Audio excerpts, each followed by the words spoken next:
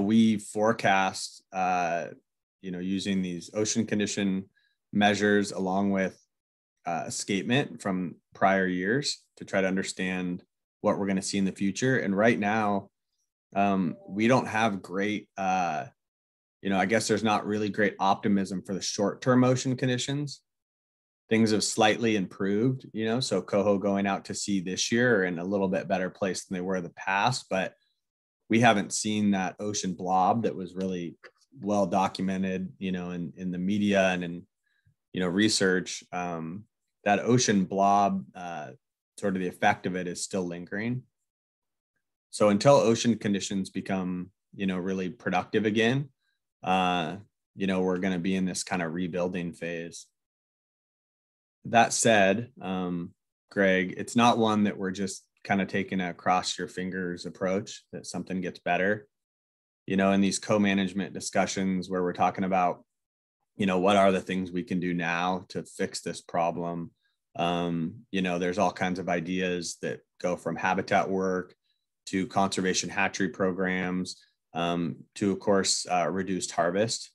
So the outlook doesn't look really bright for, this year or next year for Queets coho, but we're working hard to try to figure out how to rebuild that. Thanks, James. Yeah, thank you. And then Mike Scharf is the district bio there for the Queets River. He can add anything. He knows a lot more about that system than me, so he can add anything if he wants. Thanks, James. I think you covered it pretty well. Nothing new to add.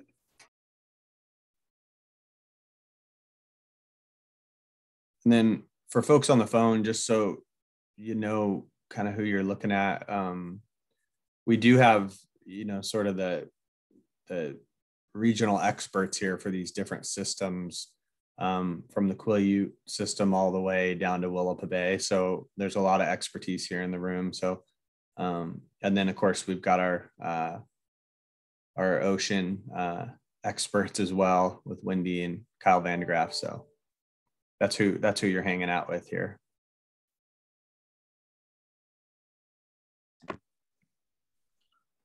Hi, this is Dave Malahan. Just wondering, so we have a huge prediction forecast for the Columbia River for coho, 1.3 million, I think is the number. And the past few years, they've been giving us these numbers of huge coho runs. And I'm just wondering what they saw different to give us another huge number of coho prediction down in the Columbia River. Is there somebody that can answer that? Yeah, maybe thanks. That's a great question. I think everybody in this bigger room is sort of scratching their head. We have tribal co-managers that are trying to understand that as well. So I'll take a stab at it. And then, Wendy sits on a little bit bigger stage than me in thinking about these ocean, sort of the effect of these large forecasts on our ocean fisheries too. So I think I'll take a stab and then Wendy can add on if I miss something. So the big difference here is, David, is recent performance in coho between the coast and the Columbia River. And the Puget Sound, I guess, should be lumped into that coast region too, right? So we've got these sort of coastal Puget Sound forecasts and the Columbia River ones. And for folks that maybe aren't totally up to speed, those coastal forecasts along with Puget Sound are, like we saw earlier today, much lower than what we see in the Columbia River, which is more optimistic.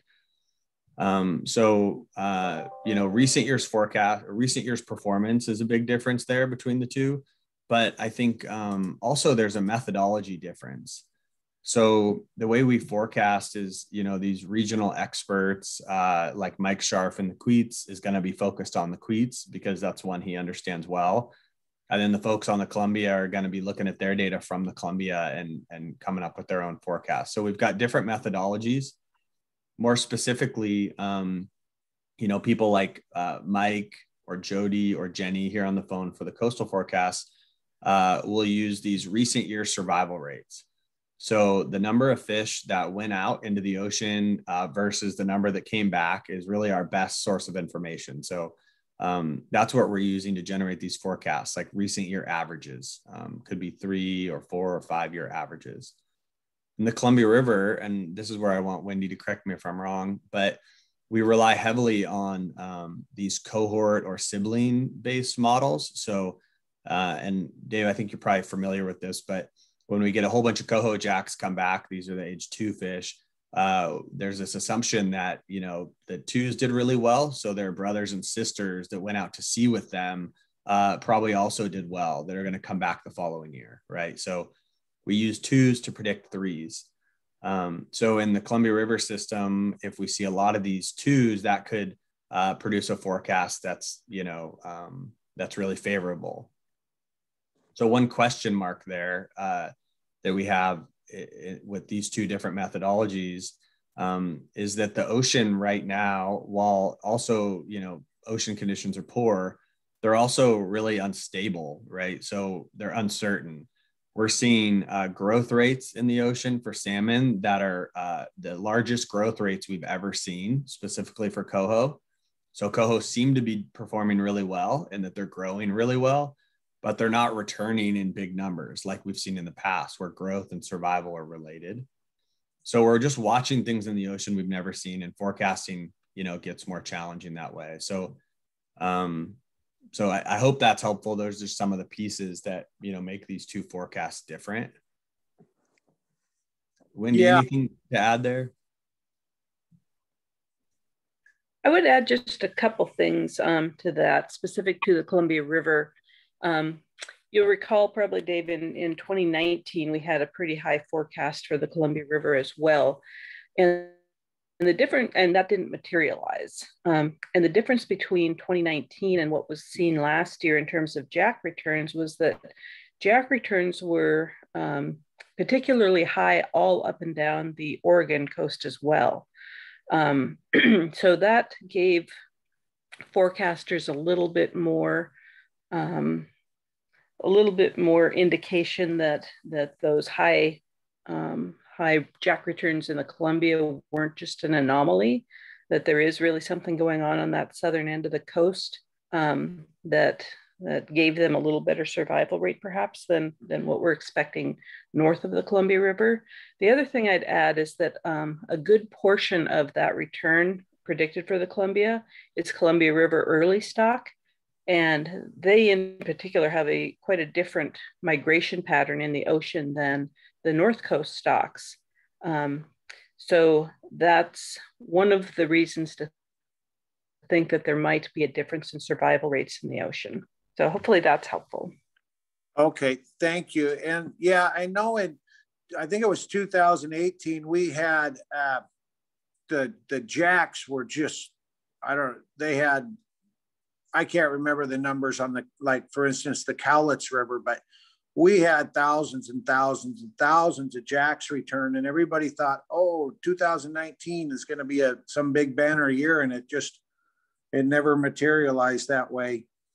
And then like our steelhead fishery here on the Cowlitz River this winter, we are seeing the fish are much larger than average. And we don't know right now whether those are 3 salt fish or if they're just 2 salt fish that have just gorged themselves, because the fish on average are really big fish this year. And we're not seeing our numbers of, you know, smaller fish, what we would call 2 salts. So that kind of concerns me that you know, there wasn't a good outgoing smolt migration or ocean survival, or a combination of both.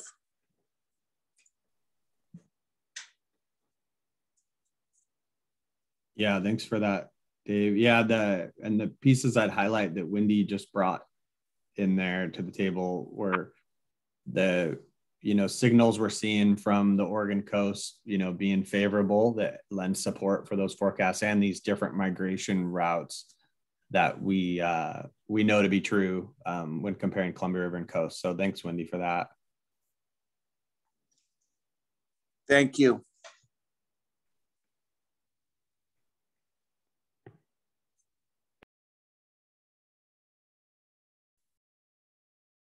Great. And then if, we've got time here, so we can field more questions and I'll be staying on. But if folks feel like they got their questions answered, it won't hurt feelings if they move to one of these other breakout rooms.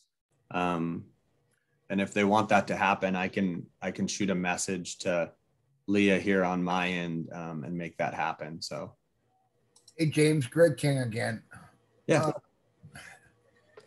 I hate to get off the beaten path, but since we have you on here and you got a bunch of WDF staff and we're kind of in our own private little room and Dave Malahan's on here too, can we talk to you a little bit about coastal steelhead and the troubles we're having on the Olympic Peninsula? Can we touch on that a little bit and what your plans for the future might be? And that was such a big controversial piece this last year, and the guides weren't happy with it. A lot of sportsmen weren't happy. How can we kind of move forward with that? I know it's a long question, but can we touch on that a little bit since we got you? Yeah, Greg, let me first just say, well, I thought when you were describing this private room we're in, I thought you were going to offer me a beer. So I got excited there. But the truth is, I just want to make sure first. So I'm open to that. I have time today to talk about steelhead. But but I just want to make sure folks, I think Dave or David might be the only other person from the public here. And then there may be Fish and Wildlife employees that need to jump into other rooms to support staff there. So maybe we pause on the steelhead topic, knowing that I got time here after this breakout to talk. So let's check in with everybody else in the room. Sure. So any more salmon related, north of Falcon related questions here for this coastal room?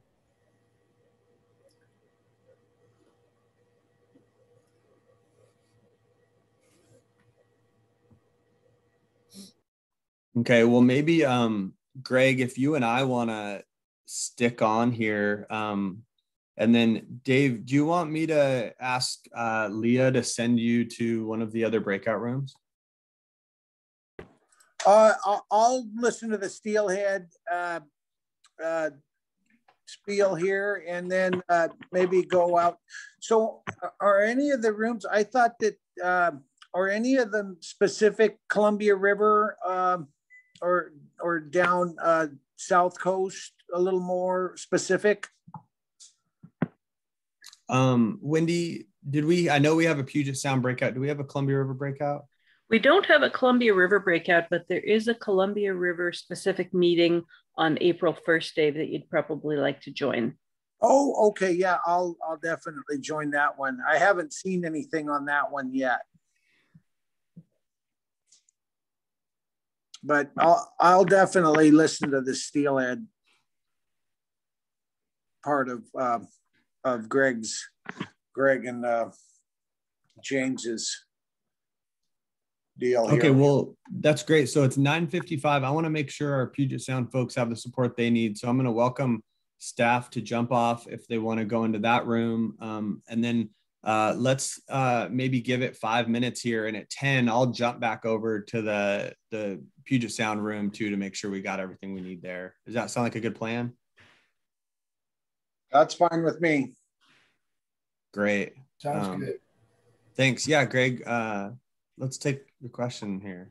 Can I jump in for just a second, David? Yeah. I just wanted to let you know that I just checked the WDFW website, and the Columbia River meeting is listed there, so you can join from there. Okay, great. Thank you. You bet. Yeah. Thanks, Wendy.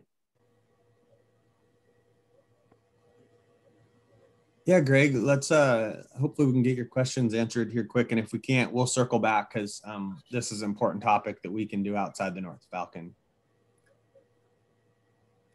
So last year when you had the first meeting, I missed it. I totally missed it. It wasn't on my radar, and I missed it, James. And but then I caught up to speed. And what I'm looking for is probably not future predictions, but future plans for WDFW. Is this like fishing? No fishing from a boat? Is that a temporary thing? or are we going to have to deal with that for the rest of our lives? Because sometimes when you get rulings like that, it's hard to get them back. And so those kind of future things of what WDFW's plans are for the future, that no fishing from a boat really affected a lot of rivers on the peninsula, on the Chehalis. So, and, you know, you guys got a lot of heat for that. And you know, I want to keep your guys' feet out of the fire. So, you know, a little more looking for what your guys' thoughts are on future fisheries look like. Yeah, it's a really good question. I appreciate it.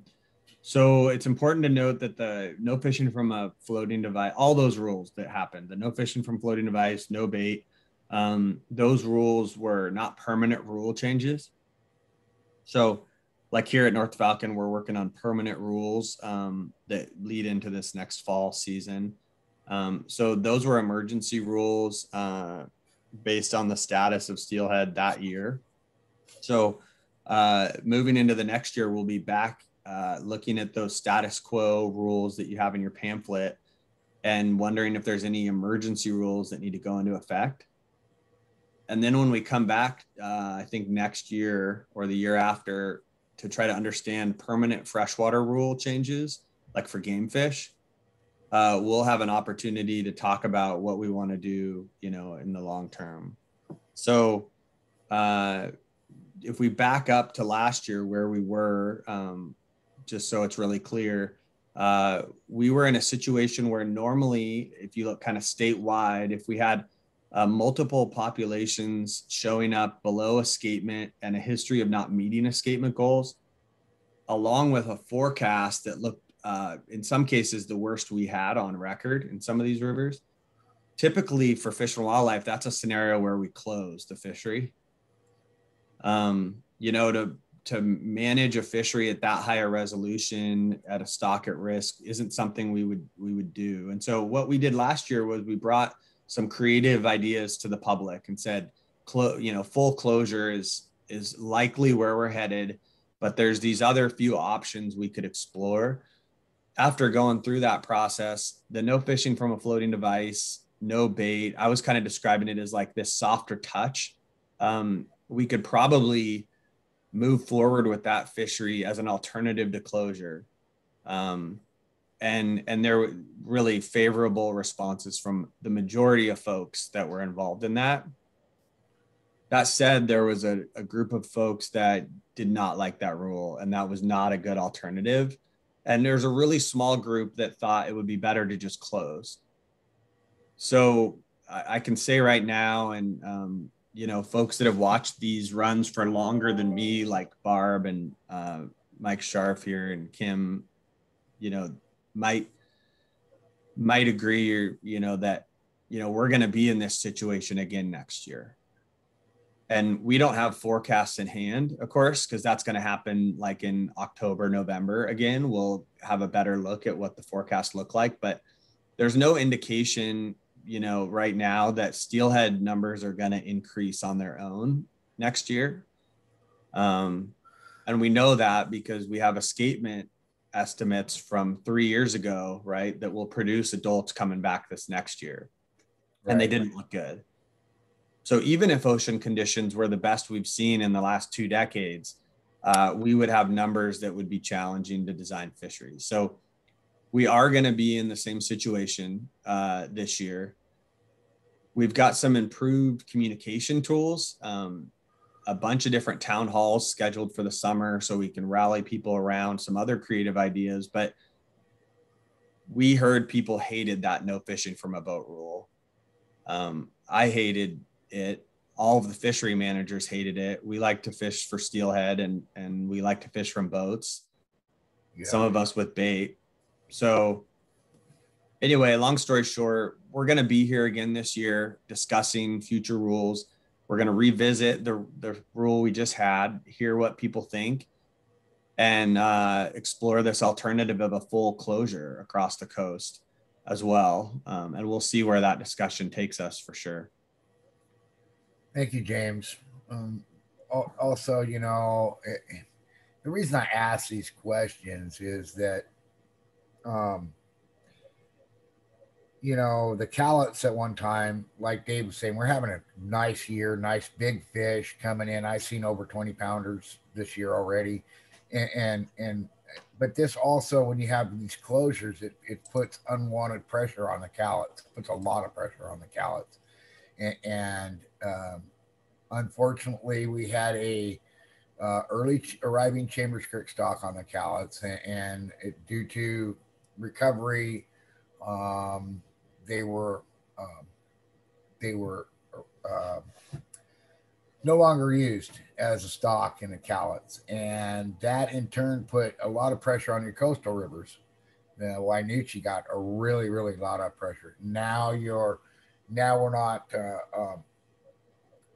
we're not producing the steelhead we should in some of those rivers, I think, and so these what concerns me is these unwanted pressures on certain tributaries or rivers, and they just the group just switches from one area to another area, and it's great for your economy because people are spending money in your county, but it's not necessarily great for socializing steelheaders. Too many people on one system is not a good thing. Not a good thing, I don't think, for the fish. So that's why I asked the questions, James. Can't we do extra production on rivers that have hatcheries, like the Wainuchi, or hump tulips or something like that. And then maybe up on the coast, up by Round Forks, can we do extra production somewhere so we can kind of relieve these problems that we got and spread these fishermen out? That's kind of my concern, and that's the concern that others in the sports fishing community and guide community have, I think. And so, it's a real thing. So that's what I'm just trying to get you my perspective, James. Yeah, Greg, I think that's really smart. And it makes sense. Mike Scharf and I are working on an exercise right now where we prioritize, sort of look at where we release hatchery fish, and then, prioritize these programs based on survival rates and what do the fish look like when they come back? What's the body condition? What's the, size of these fish and the weight. And once we understand those pieces, then we can come out to the public and say, hey, here's what the landscape looks like for hatchery releases. What do we want it to look like? And so I think that's an exercise we haven't done really well in the last 5 or 6 years. And we did it, years ago, we had those discussions, but I think we have them again. So I do want to, so thanks for all that. I think that was a nice discussion. And Greg, I want to make sure, you can reach out to me on this topic, but we are talking about town hall meetings this summer in June. So I'm going to say these in kind of quotes because these are moving targets, but we're talking about 3 town halls this summer. June, October, and then the November one that you said you missed last year. So the idea is we're proud of the work we did last year communicating, but it wasn't enough. So we want to improve that with multiple town halls, and not sure how we're going to pull it off with our current resources and that kind of thing, but we know we need to do it. So that's the plan, and hope to see you there. All right. Thanks, James. James, yeah. James, I have one quick question before you jump off here. So, and it may not be a question, it's a thought. So if we continue not to fish out of boats on like the Wainuchi, the Satsa, Chehalis, for instance, and we're not harvesting the number of hatchery fish, hatchery steelhead that we normally would when we can fish out of boats, are they going to possibly lower the number of hatchery fish being planted because they don't want them mingling with the wild fish? Yeah, thanks for that. So you're asking a question about how we respond with our hatchery programs if fisheries change, right? So this fishery regime we've had for the last 20 years, if you know, things are changing there, do we have subsequent changes to hatchery programs? And that's a discussion that's kind of leads off of the discussion we just had with Greg there. You know, we need to have that broadly with the public and say, you know, if our hatchery programs are scaled based on risk to the wild population, so that's like rates of, you know, strain, genetic integration. These are the calculations we do to scale those hatchery programs. And if our levels of PHA, so percent of hatchery fish on the spawning grounds, increases, how does that change our hatchery program, especially if we know that these levels are going to increase down the road? And so one idea, rather than just saying, let's turn that dial and reduce hatchery releases, we do more like what Greg's talking about, I think, is we say, maybe there's certain places where we're releasing hatchery fish we're not getting the most bang for our buck out of. So are there other places we should prioritize those releases where we're going to have lower risk on wild populations and a greater benefit to the program in terms of harvest? So I don't think it's fair. I'm not suggesting you said this, but I don't think it's fair to say, let's scale hatchery programs down because of these new fisheries. Rather, let's create these smart hatchery releases that focus around the period we're on the water with the gear type people like. So I think that's the next discussion, right? Is, are we getting the most out of these hatchery programs? And we've had that discussion in other places, but I don't think around steelhead specifically in the last few years. So. Yeah. And believe me, I don't want there to be a reduction in hatchery steel. Yeah, me neither. Me neither. And what I want to do is make sure we don't have a bunch of fish we're paying for. And I'm supervising a bunch of staff, leading a crew to release these fish and raise them. And we're proud of this product that 3 years later comes right back into a hatchery. Like, that's also not what we want. So, I mean, it's just having a smart approach about it, I think, is the plan. The problem is you just don't snap your fingers and do it, right? We got to have everybody involved and just get the resources in place to make sure we do it right. So. Right. Okay. But hey, I want to just address, Reve, I see we got one new person from the public on here. Reve, welcome, join the room. We got sidetracked here a little bit because we, fielded a bunch of questions on salmon, and then there were some quick questions on steelhead. And then we've got other breakouts I want to make sure our salmon folks can jump into to support. But I also want to take a minute, Reve, if you've got any questions here. You're coming in a little late, which is great and fine, but I want to make sure if you have salmon coastal questions, this was the room for that, even though we've lost a couple of our staff to the Puget Sound room. Thanks, James. Sorry, I've been in back-to-back meetings all morning. No problem. I'm not prepared for any questions. At this point, sorry. No worries. So, and Reve, you know where to find us. Give me a call or email if you think of something here. Just so you know, maybe I'll just, because it's nice just to know what you missed. You didn't miss a lot. The major focus of our discussion here was around the discrepancy between coho forecasts in the Columbia River and those on the coast, and why those might be different. I'll just say really quick, the Columbia River forecast for coho is more optimistic than those on the coast in Puget Sound, largely because of the way they forecast. What we saw from Oregon coastal populations, pretty, larger returns in Oregon coastal region than some of those we saw on the North Coast in Washington, which provided some optimism for those Columbia River early time fish. And then also different migration routes. Wendy Beagley brought that up as an important piece, that those Columbia River earlies maybe move in the ocean in a different way. Not maybe, they do. So anyway, just wanted you to know that discussion happened. And I think that covers it for salmon. So are we backed up against another meeting? Like, what's going on right now next? Or yeah. So we had the big room was just sort of some of the slides you've seen in the past that describe the process and that kind of thing, rehashed forecasts. And then we just had these breakout rooms. So we're in the coastal breakout. and then the Puget Sound sport breakout often takes longer. We've got a really healthy discussion that always takes place around blackmouth fisheries as they continue to become more constrained. And then we're trying to move those discussions, over the next week into the freshwater systems in Puget Sound on the coast. So often what happens here is the coastal meeting, if it ends, the folks that are in this room that have expertise in Puget Sound jump over there to support that.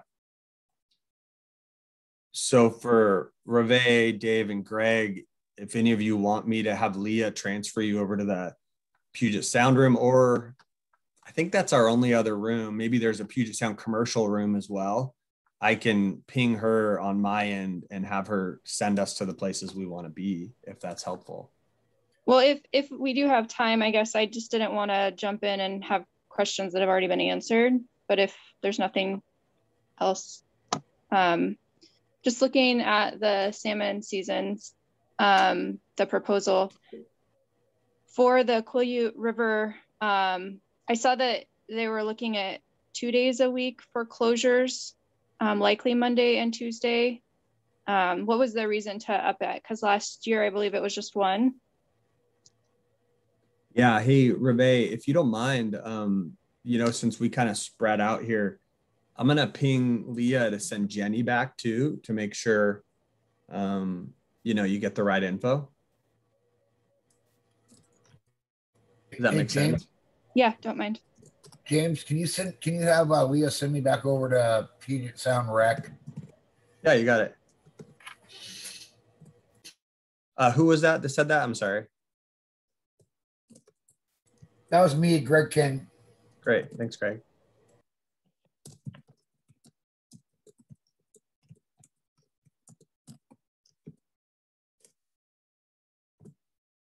Okay, cool.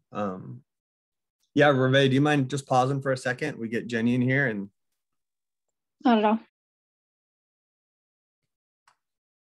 Let's see. We're going to test Leah's skills here.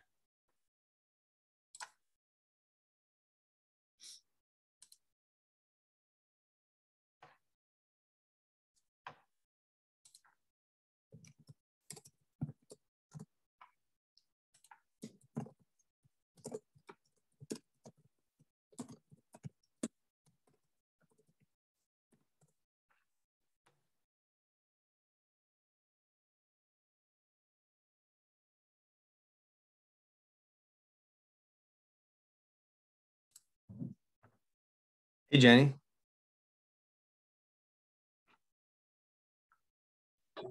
Hi, here I am back at the coast. We did it. We zoomed you over here. Thanks for joining. And it looks like we got Greg out of here like he requested. So Reve just joined us and you didn't miss anything in terms of salmon, but we're going to try to circle back on a couple salmon topics. And Reve, do you mind asking your question again? Because I was sort of multitasking there. Yeah, so I was just curious. So for the Quileute River, it looks like the tribe is requesting 1 to 2 days of closures a week during September through October, so that month. And last year it was just 1. So I just kind of wanted to see kind of the reasoning behind that. Yeah. Or Jen, you want to go ahead? Yeah, I think what they request is when they're exercising their treaty fishery in the lower river, before the water comes up, there's a lot more effort on that lower river. And so if they're fishing 1 day a week, it would be a closure 1 day a week. If they're fishing 2 days, it would be 2. So it's pretty much when they're exercising treaty rights in the lower river that they've requested that we not fish in the same space during that time period. Maybe I'll add one piece there, Jenny, too. Reve, when Jenny and I came on last year, I guess I've been around almost 2 years out there managing those fisheries, and Jenny about a year now. The kind of status quo there was we had gear conflict issues that had been well documented. And when our agreements didn't have a clear kind of closure date or sort of when we come back to fishing in common. And there was discussion around the fact that the gear conflict was occurring because of low water in the Quileute, and the state wanted to support that issue and make sure we supported treaty rights then. The problem we had with it, Jenny and I, was that, you know, once it starts raining and there's no low water, there wasn't, you know, kind of a relaxing of that issue, because, you know, in high water, all of a sudden the gear conflict wasn't an issue. And so last year during this North Falcon process, we explored, you know, the different flows where the gear conflict exists and where it doesn't. Because if the argument's that low water is the issue, then at high water, we want to nail that down. And because it rains a lot out there, as you know, and the river is really dynamic, rather than say there's a particular flow threshold, we picked a date based on averages in the sole duck flow, because it's a nice flow gauge that provided some information. And Bob Kratzer helped us with this work. We leaned on a time period when the chances of low flow were extremely, you know, limited. So what that means is during that low flow period we're talking about now, when the tribe schedules fisheries, whether it's 1 day or 3 days, there's potential for us to be closed those days they fish. So Jenny, I don't think we've landed on exactly how many days we're going to be closed, because those fall seasons aren't obviously agreed to yet, but I think that's in there as a placeholder that it could be 1 to 2. Yeah, that's my understanding as well. There's still some pieces being figured out of seasons. We don't have signed management plans or final seasons agreed to yet, but the request is that when the water is low and the tribes are exercising treaty rights with their net fisheries, that we not have sport fisheries happening on top of that. Thank you, I appreciate that. The other question I had is, how will this affect the trout fishing this summer? Like, how does that integrate with the closures, like the early closures on some of these? The gear, I might be a little confused. The gear conflict issues, how will those affect trout?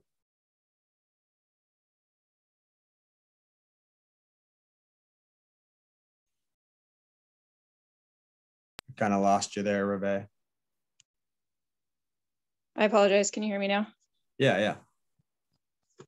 Sorry, I have to run and pick someone up from the doctor. But how does that affect the trout seasons? Sorry, we missed you there. How does what affect the trout season? So just the salmon early closures that we're talking about here, how will that affect fishing for trout this summer and fall, where that normally is allowed? Yeah, maybe I'll just my kind of thoughts on the bigger picture, and then Jenny can correct me when I get it wrong. But right now, the proposal, let's take, for example, the Quileute River, protecting sole duck summer coho.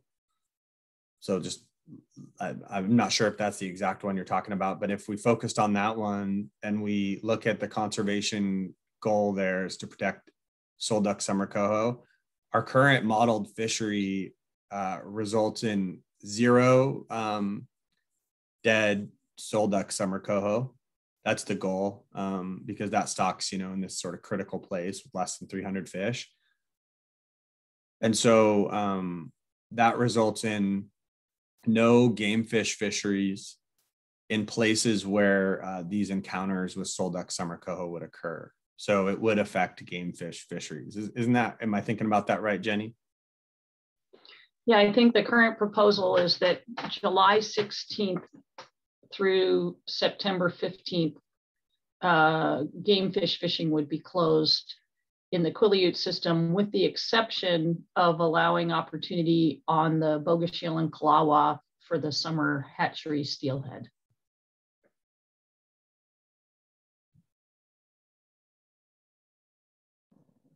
I apologize. I'm having really bad connection issues. And I don't want to have you repeat that. But maybe I'll send an email because I missed it and it's on my end. I'm sorry, Jenny. Yeah, no problem, Hervé. Yeah, shoot us an email and then we'll keep in touch on that topic. Okay, that sounds great. I appreciate it. And so timeline today, there'll be more discussions and then the tribe and state will present at 3, is that? Yeah. 3 o'clock seemed late to me, but is that right, Jenny? Or maybe others on the phone can help me with that schedule. I think 3 o'clock today is the plenary session with Lorraine Loomis and our director, is my understanding. So it's not going to be, I don't believe specific seasons will be discussed at that. Usually it's more big picture is my understanding.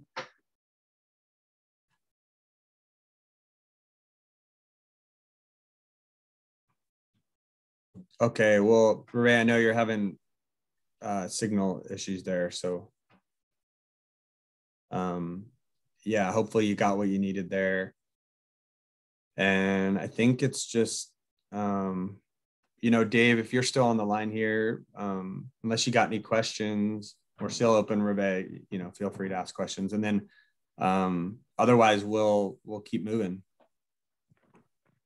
Hey, I just want to thank you guys for your time. Thank you very much. Yeah, appreciate you contributing, Dave. Thanks. No problem. Thank you. Thank you. Yeah, thanks, Ray. Thanks for jumping on here at the buzzer. We appreciate it. Okay, Fish and Wildlife folks, I'm gonna have Leah move. I could have her move all of us to the Puget Sound room if that's where you want to be. But I guess if you're Barb and Mike and Kim, maybe you don't want to be a part of that. So you just tell me, or you can reach out to Leah too, I guess, huh? I found if I just leave room, she eventually comes on and says, where do you want to be? Nice. Okay, cool.